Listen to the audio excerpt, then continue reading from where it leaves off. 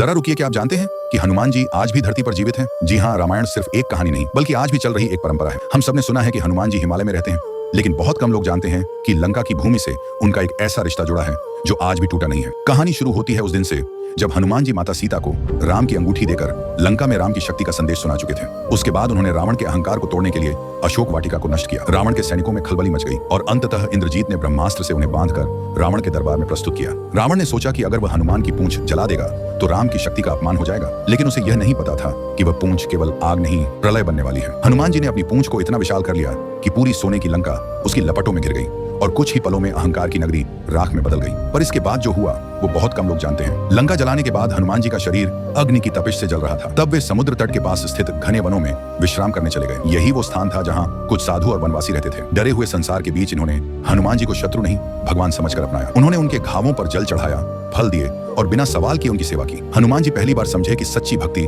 राजमहलों में नहीं, इन साधारण दिलों में बसती है। यही उन्होंने एक वचन दिया, जब तक धरती पर राम का नाम रहेगा मैं अपने भक्तों को अकेला नहीं छोड़ूंगा। शास्त्रों में हनुमान जी को चिरंजीवी कहा गया है, जो कलयुग के अंत तक जीवित रहेंगे। यही कारण है कि भारत ही नहीं, लंका, हिमालय और कई तीर्थों में आज भी लोग कहते हैं कि किसी संकट के समय एक वानर सा तेजस्वी स्वरूप उन्हें बचाकर चला जाता है। ये सिर्फ आस्था नहीं, ये रामायण की जीवित विरासत है। अगर आपको भी विश्वास है कि बजरंग बली आज भी संसार की रक्षा कर रहे हैं तो दिल से